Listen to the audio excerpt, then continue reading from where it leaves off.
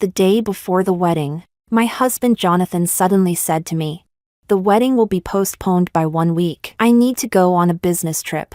Looking at my husband's cold expression, I could not help recalling the message his assistant had sent me last night. Jonathan wants to go on a trip around the world with me once before getting married. Big sis probably won't mind, right? I agreed to my husband's request and silently canceled the wedding. The next day, Jonathan and Zoe embraced passionately beneath the Eiffel Tower. I went to the hospital alone and aborted the child. On the third day, Jonathan and Zoe stood honestly before the floor-to-ceiling windows of the Burj Khalifa. I told Jonathan's mother that from then on, I would no longer see him again. Chapter 1. Helen. Jonathan is probably just too busy with work. When he comes back, I'll definitely talk to him properly and make him apologize to you, Jonathan's mother said without even turning her head, all her attention on the manicure she was getting. To her, no matter how much I made a fuss, it did not matter. After all, I was already pregnant. As for Zoe's existence, she was probably overjoyed, because Zoe had started calling her mom even earlier than I had, saying mom long ago. As for me, the daughter-in-law who had not yet married into the family, perhaps I was only a tool for giving birth. I smiled bleakly and silently withdrew. I've already decided to let Jonathan and Zoe be together. She did not notice my departure at all. She did not even hear what I said. Helen, Jonathan is the company president. There will always be situations where he has to play along socially. Everything is for your future home. You have to be understanding. Otherwise, even without Zoe, there will be other women in the future. If you get angry every time, sooner or later you'll damage your health with all that anger. You're pregnant now. Other than Jonathan, who else would want you? These are all lessons from someone who has been through it. She kept talking to herself. While I had already left the villa, I gently placed my hand on my stomach. Because there was a child, they felt they could do whatever they wanted. After all, I was like a kite tied with a string. No matter how much I struggled, I could not escape from the palm of their hands. But now, the kite string they were so proud of, I was about to break free from it. After returning home, I lay on the bed and silently shed tears. Not knowing when I fell asleep, half awake and half asleep, Jonathan came back. He pulled me into his arms and took out a necklace, placing it around my neck. A wedding gift. Do you like it? I lowered my head and glanced at the necklace. I had to admit, this necklace bought in Paris really was beautiful. If I had not seen this necklace in Zoe's moments, I probably would have been very happy. Only, in Zoe's moments, there were 6 necklaces in total, and the one Jonathan gave me was the cheapest one, the one Zoe disliked the most. In Zoe's interactions with other people in her moments, she had said, "This 180,000 yuan necklace is just a free gift that came with Blue Lover." If Jonathan hadn't told me to keep it, I would have thrown it away. Yes, this necklace of mine was nothing more than a free gift that came with that masterwork worth over 10 million yuan. Blue Lover. I silently took off the necklace. You even remembered to bring back Zoe's free gift for me. How thoughtful. Jonathan's body behind me stiffened slightly, and his tone turned cold. It was just social acting. Why are you being so petty? I said indifferently. You don't have to work so hard either. What does anything you do have to do with me? Jonathan became somewhat angry. We're about to get married, and you insist on making a scene like this, don't you? You don't want to get married anymore. Is that it? Before I became pregnant, Jonathan had never dared speak to me like this. But now, I could hear the meaning inside and outside his words. Since you're pregnant, behave yourself. Other than him, no one would want me. I was so angry I could hardly speak, and I wanted to lay everything bare. But the sound of Jonathan slamming the door heavily was already echoing through the room. Early the next morning, as soon as I woke up, I found that Jonathan was already sitting by the bed. There was a breakfast placed on the bedside table. He always thought this way, no matter how angry I was. As long as he gave me a way out, I would follow that step down. This seemed to have already become a fact he was certain of. Perhaps I had truly been too tolerant before. Tolerant to the point that he thought it was only natural and did not cherish it at all. I ignored him and directly got up to change clothes. Jonathan's expression stiffened slightly. If it were Zoe, I don't know how happy she would be. He picked up the breakfast and began tasting it by himself. I did not know when it started, but Jonathan had already begun to think I could not leave him, no matter what I did. It seemed to him that I was only fighting with Zoe for his favor, trying to get his attention. For the past few years, I had actually been so hopelessly unable to extricate myself from him. How ridiculous. Fortunately, it would not happen again in the future. Chapter 2. After the anesthesia wore off, I lay alone on the hospital bed. I looked at every woman around me, each accompanied by someone. At their most vulnerable moment, someone was gently comforting them, bringing them tea and water. As for me, even if I wanted to go to the restroom, I could only force myself to endure the pain in my lower abdomen and stagger there on my own. And while I was staggering, the phone on the table rang. By the time I reached it, the call was almost disconnected. As soon as I answered, my manager's scolding came crashing down on me. "Helen, where the hell did you go? I'm telling you, get to the company within half an hour. Jonathan just inspected the company. In the entire company, you were the only one absent. Because of you, the bonuses of everyone in the department have all been deducted. If you can't arrive at your post within half an hour, all of your colleagues' days off this month will be cancelled." Listening to the voice on the other end of the phone, my heart felt desolate. Jonathan had once used the excuse that he hoped to see me every day to arrange for me to work at his company. But after all these years, among so many people in the company, not a single person knew about my relationship with him. As for what he was doing today, it already had nothing to do with me. I spoke calmly. "I resign." The manager on the other end froze for a moment, then became even more furious. "Helen, do you think you're Zoe's assistant? Do you think you have some special relationship with Jonathan? You're even acting like a big shot now. I'm telling you, you must get back here today. Otherwise, even if you want to resign, I guarantee I'll drag it out for at least a year, in order to be free as soon as possible." I returned to the company weekly. Jonathan finally went public with his assistant. As soon as I entered the company, I heard my colleagues' discussions. When Jonathan inspected the company today, he had his arm around her the whole time. So sweet. The love story of an aloof, domineering CEO and his sweet assistant. At that moment, one colleague suddenly spoke up. "I have even more explosive news here." Everyone's eyes turned toward him. "What news? Don't keep us in suspense." The colleague cleared his throat. "Jonathan is preparing to hold a wedding. It's just a few days from now." The colleagues burst into an uproar. "Wow, no wonder Jonathan took Zoe on a business trip a few days ago. Didn't you see Zoe's moments? They went on an early honeymoon."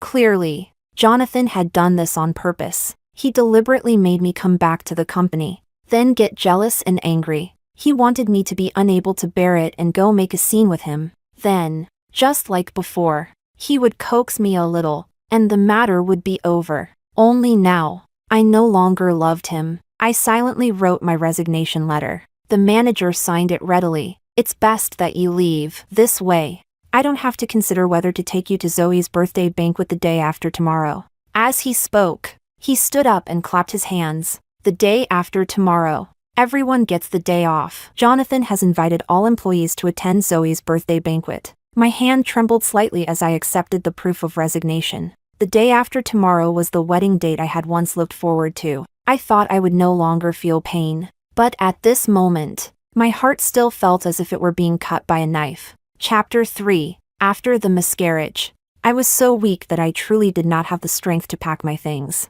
I could only rest at home for one more night. Late at night, Jonathan came back, reeking of alcohol. He had his arm around Zoe. When he saw me lying on the bed, he gave a cold laugh. "Get out, tonight. This place belongs to Zoe." His tone was contemptuous, as if he were giving an order to a servant, and Zoe had also shed the innocent, adorable image she showed in front of others, wearing sexy lingerie. She kept burrowing into Jonathan's arms. "Helen, sorry. Jonathan and I drank too much today and don't feel like changing places. Let us borrow your bedroom." "Oh, right. Helen, I heard Jonathan say you're not very good in bed. Why don't you stay and learn a little?" Rage almost swallowed me whole. My body trembled uncontrollably. Jonathan's gaze was arrogant and full of interest. "Jonathan, Helen seems angry. Did I say something wrong just now?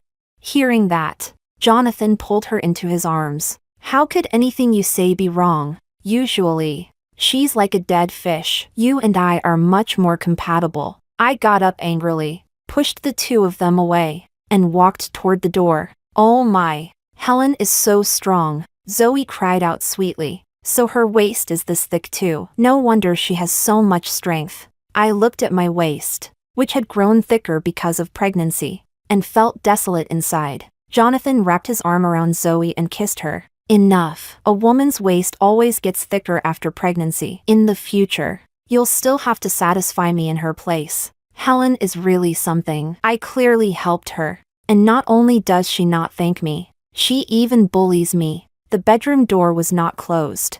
And soon, gasps echoed through the room. I did not want to listen, but I was truly too weak, so I could only lie down in the guest room. The thick wall could not block out their movements at all. Those wanton sounds filled my eardrums. I did not know how much time had passed. Jonathan hugged me from behind. His voice was full of desire. Helen, stop being angry. You know that the person I love is you. You've been too cold to me lately. I only used Zoe to provoke you a little. I don't have the slightest feeling for her. His voice was burning hot, as if the indulgence just now had not satisfied him. I irritably tried to push him away, but my weak body had barely any strength. His hands began wandering over my body, skillfully trying to stir my desire. Once, I had been unable to free myself from it, but now I knew that all of this was nothing more than his lust. My weak resistance seemed to ignite his anger. Finally, he could no longer control himself and turned over,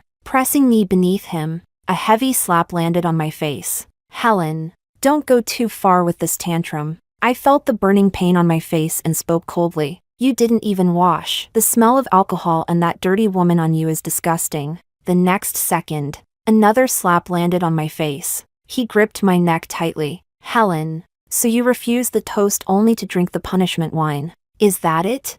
In my weakened state, I was almost powerless to resist. Like a beast in heat, he violently broke through my defenses. The pain in my lower abdomen almost made me faint. With no other choice, I bit Jonathan's ear, hoping he would stop, but what followed was slap after slap. To prevent me from resisting, he gripped my throat harshly. The pain in my lower abdomen and the suffocating feeling almost made me pass out. My cries grew softer and softer, and my body lost all strength. Only then did Jonathan seem to come back to his senses. He stopped moving. His lips opened and closed several times. In the end, however, he said nothing and left the room directly. I curled up in pain for a long time. The sheets were soaked with sweat. The sheet beneath my lower abdomen was full of bright red. My heart completely died. Chapter 4. The next morning, the pain finally faded. I lay on the bed, booked a plane ticket, carelessly put on some clothes, went downstairs, and came to the living room. I was truly terribly weak. After walking only a few steps, I wanted to sit down and rest for a while. Just as I was moving with difficulty, Zoe came downstairs. She was dressed up beautifully, her whole body brimming with pure, youthful energy. As for me, my face was as pale as morning clothes, and I was as weak as someone on the verge of death. We were clearly the same age, yet I seemed to have aged by decades. Because of the same man, we had ended up so vastly different. When Zoe saw me, she came before me without the slightest politeness. What? Are you still here waiting for Jonathan to coax you? Jonathan went to work. If you have anything to say, I'll show mercy and pass it on to Jonathan for you. I glanced at her indifferently, not understanding why even she thought I was merely making a fuss. Merely trying to attract Jonathan's attention. What? Can you make decisions for Jonathan? I spoke coldly, but Zoe became smug. Of course, I'm his assistant, his lover. Whether it's work, love, or desire, I can satisfy him, and you're nothing more than a tool for giving birth. I swept an indifferent glance over her. It won't be long before someone just like you replaces your position. When Zoe heard this, she laughed so hard she could barely straighten her waist. Do you know what the biggest difference between you and me is? It's that I understand Jonathan has no shortage of women. No one can stay with him for a lifetime. Only an idiot like you would fantasize about spending the rest of your life with Jonathan. Wake up. You're ugly. Your figure is bad. And yet you daydream every day. I gave a contemptuous laugh. Once upon a time, a woman like Zoe would not have even been able to lift her head in front of me. I had given so much, only to end up with this result. Perhaps my contemptuous laugh provoked her. Helen, I don't know what you're pretending for. Aren't you just after money and benefits? How much better than me do you think you are?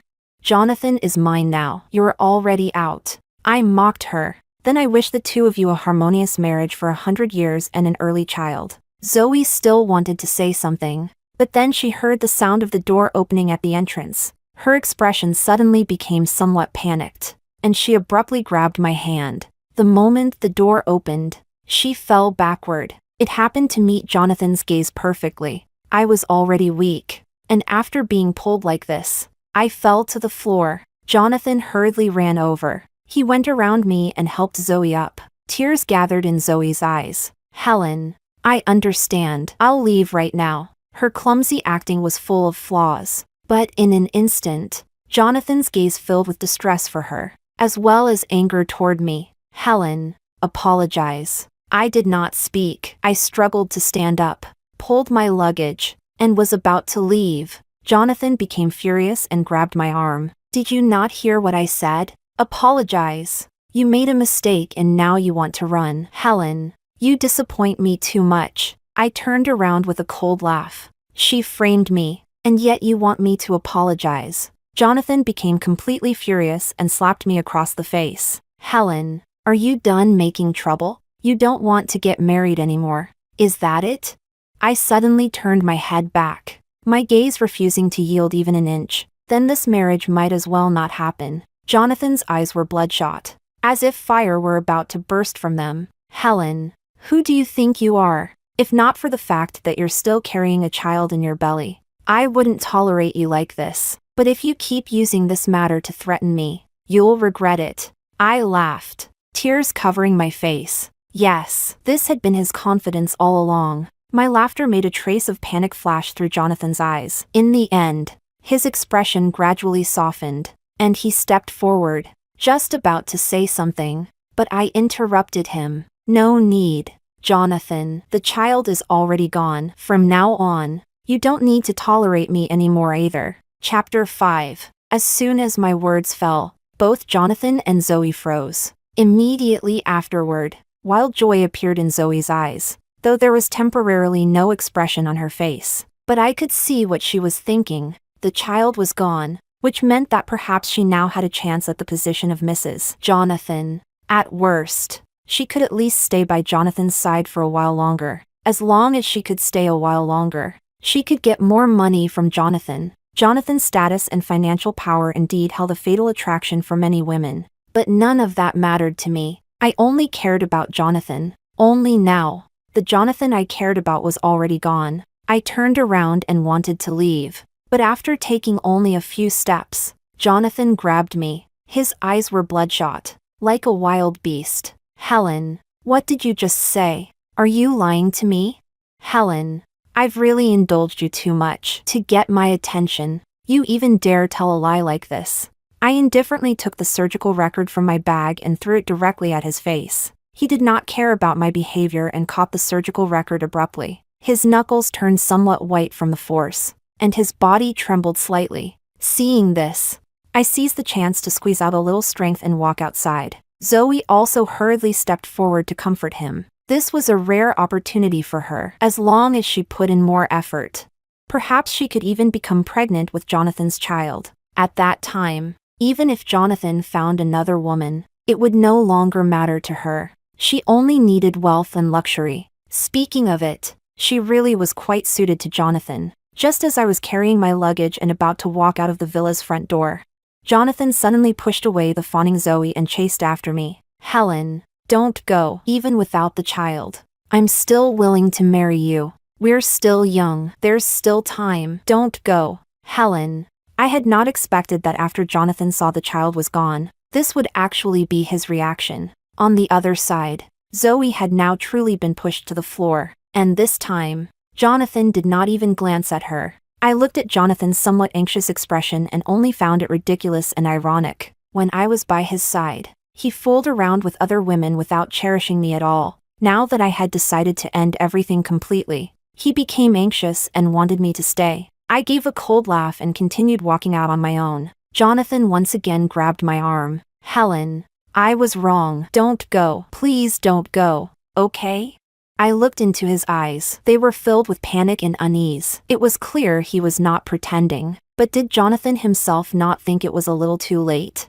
Jonathan, I suggest you go comfort your little assistant. After all, my leaving is already set in stone. If you don't comfort her now, she'll leave too. As soon as my words fell, Jonathan desperately shook his head, and the hand gripping my arm tightened even more. In my weakened state, I could not break free at all. Helen, no, Zoe and I were just playing around. Only you will become my wife. No one else is worthy. The series of changes made Zoe's expression, from where she sat on the floor, turn extremely ugly. I laughed coldly. Jonathan, don't you think everything you've done is truly a little laughable?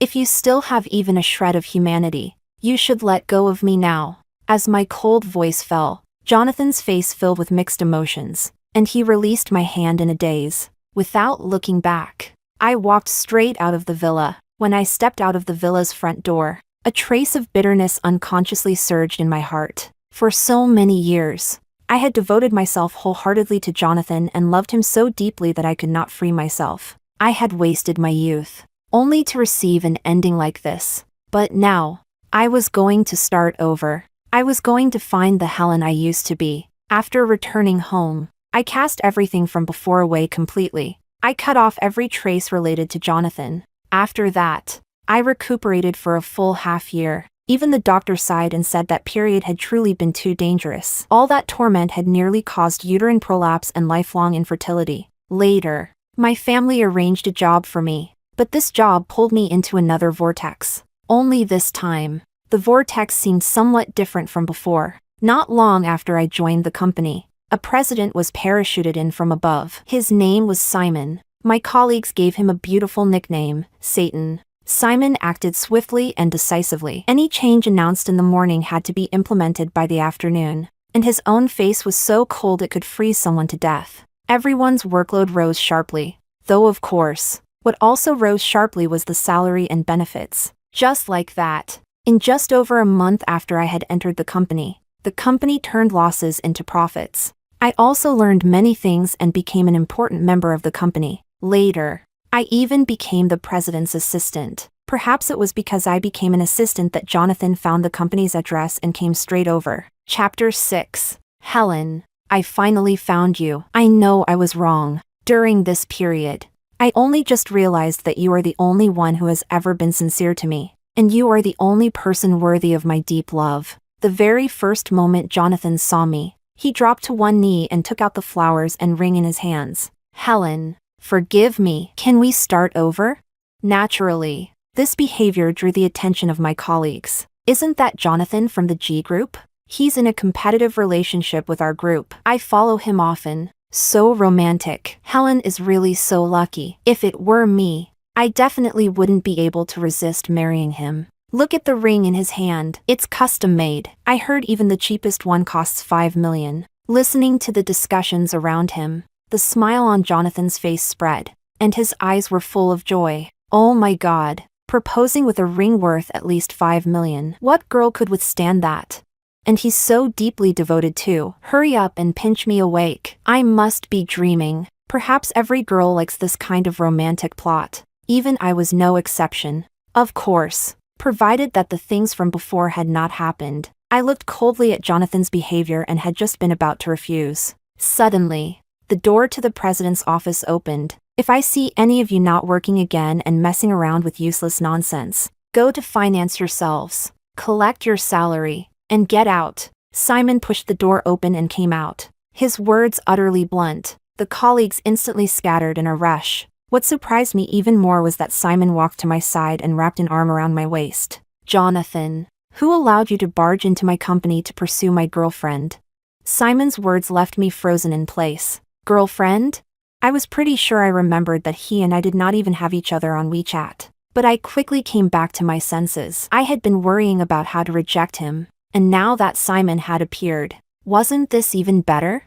Jonathan froze in place. After a short while, he suddenly laughed. Helen, sure enough, you still love me, don't you? You even learned a little trick like this. But Helen, I know you. Helen, I know I was wrong. Come back. Jonathan's confident appearance was truly nauseating. Jonathan, do you think I have to marry you and no one else? Look at yourself. In what way can you compare to my boyfriend?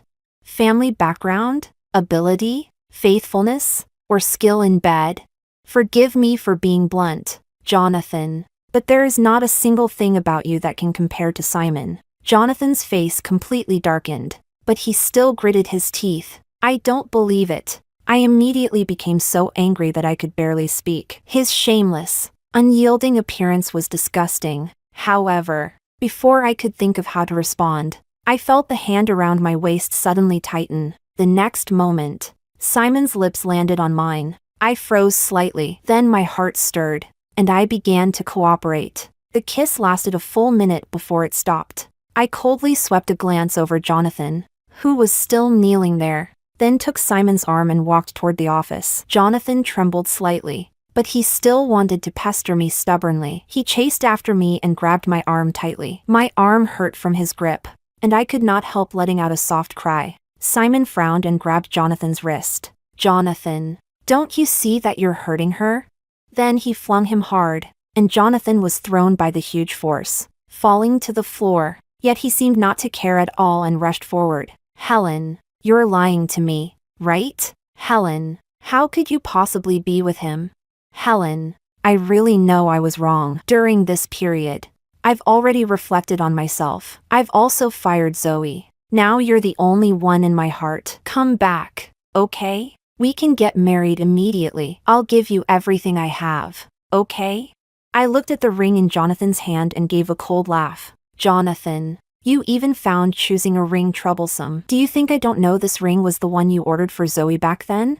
After saying this, I once again took Simon's arm and walked into the office. Jonathan still refused to let it go, but in front of Simon, he could not do anything at all. Simon stopped him, called security, and had Jonathan escorted out. Chapter 7. After that, Simon also returned to the office. I looked at his cold face, and suddenly my heartbeat began to beat somewhat out of control. The atmosphere inside the office suddenly became a little ambiguous. I did not know how much time had passed before I finally came back to my senses and hurriedly bowed to thank him. Boss, thank you so much for today. I'm truly grateful. From now on, I'll follow your lead in everything. However, Simon looked at me with a faint smile that was not quite a smile. No need to thank me. I was going to deal with him anyway. Simon said this indifferently, then gestured that I could leave. He did not tell me why he wanted to deal with Jonathan either, but that was no longer important to me.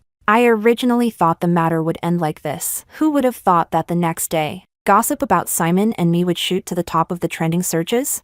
Immediately, all the companies under Simon's family suffered serious impact. The company I worked at was naturally no exception. Because of this, everyone in the entire company was overwhelmed and frantic. After working until late at night, Simon finally told me to go to his office. It was finally time for the death sentence. Inside the office, Simon's expression looked somewhat tired. I heard from my colleagues that Simon's phone had not stopped ringing all day, so he had clearly handled quite a lot of matters. Boss, you called for me. I spoke anxiously. Simon gave a cold hum of acknowledgement. I did not dare speak again and waited for Simon's judgment. Simon answered another call. I could no longer hear the contents of the call clearly. My mind was filled with only 3 words: I'm finished. I did not know how long had passed before Simon finally hung up. He turned around and looked at me coldly, considering that yesterday's incident caused a major impact on the company. Therefore, I immediately felt as if I had fallen into an ice cellar. I truly liked this job. I had found my own value in it and identified with it very much.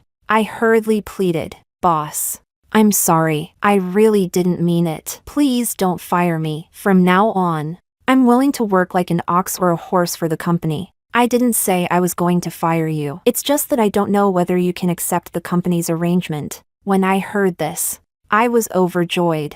I accept. I accept. Of course I accept. I agree to any requirement. After saying this, I clearly felt a trace of joy flash through Simon's eyes. However, there was still not the slightest expression on his cold face.